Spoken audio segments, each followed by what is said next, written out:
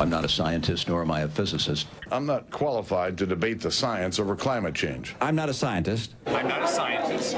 What I have said repeatedly is I'm not a scientist. Yes, everyone who denies man-made climate change has the same stirring message. We don't know what the we're talking about. I'm not a scientist either, but, you know, I think that something's really goofy going on with our climate. That's the alibi that Republicans have, is that I'm not a scientist. So there must not be a problem then, right? Welcome back to The Ed Show. This is the story for the folks who take a shower after work. Republicans can try to spin it and deny it, whatever they want. Global warming is a scientific fact. Republican leader Mitch McConnell even said earlier today approving the Keystone XL pipeline will be the Senate's first order of business in January. They're relentless on this. Scientists say that building the pipeline will negatively impact global warming.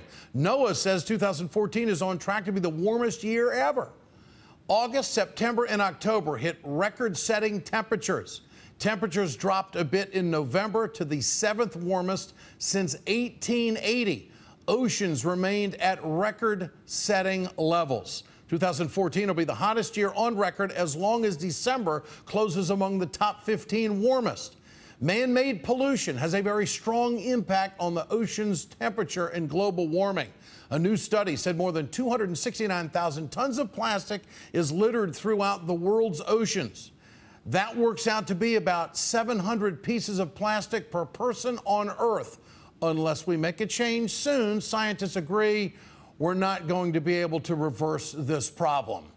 So you don't have to be a scientist, but there's plenty of scientists out there that are saying what I just read.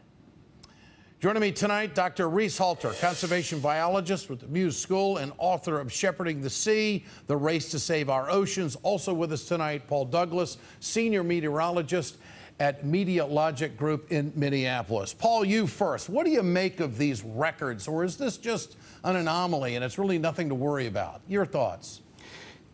Well, Ed, first, a true confession. I am a recovering Republican. I am a moderate Republican, so please pray for me, light a candle. I've been in the bunker the last couple of years, and it wasn't Al Gore's documentary.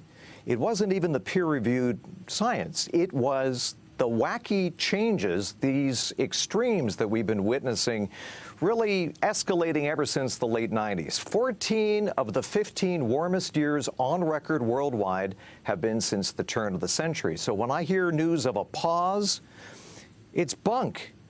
It simply isn't what the data shows. And what do you think the main reason is, Paul, of these factors contributing these record temps? Well, I mean, the fact that we're now at 400 parts per million, we haven't been that high in terms of concentration of greenhouse gases in at least 800,000 years, possibly as many as 3 million years. And 93% of that energy, Ed, is going into the oceans. You know, the atmosphere comprises about 3% of the Earth's system. 93% is going into the deep oceans.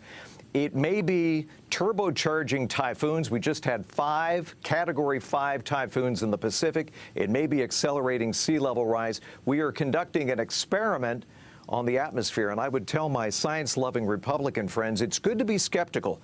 In a day and age of scammers and hackers and demagogues and special interests, you should be skeptical about everything. Yeah. But when 98 to 99% of PhD scientists say essentially the same thing, you should pay attention. Yeah. Listen to them. Dr. Halter, what does the rising ocean temperatures do to marine life? What's the chain reaction here? Well, basically, good evening. What we're seeing is the elevated CO2 is causing the plants, the phytoplankton, to try and fix it into the ocean. And a byproduct, sadly, is the oceans are acidifying faster than they have in the last 300 million years. What does that mean? Well, if you're a lobster or you're a coral reef or you're a mussel, you're doomed. You melt, and we're seeing this. And this is, it's so frightening, it's so infuriating, and this is our life support system, Ed. What does this study show about the amount of plastic in the ocean? What effect does that have, Dr. Halter? Oh, it's just shocking. Every day, 3.5 million pieces of plastic are going in the ocean. But the kicker is, this plastic is breaking down into small pieces of confetti-like material that the fish are eating at all levels. Let me put it to you this way: everything in the ocean is plastic today, and if that isn't bad enough, the plastics are the most perfect sponges for DDT, PCBs, biphenyl A's, flame retardants, phthalates, and the list goes, methyl mercury, and a little bit of poison biomagnifies up the food chain 100,000 times. So when you have your fish, you're having a lot of poison, Ed. Well, that's not good news, because I love to eat fish. And I love to catch them too. You know, this is scary stuff. Paul, would we have anticipated this some 5 years ago? The trends have been clear, Ed, for the better part of 3 decades now. And I'm all for coincidence and serendipity.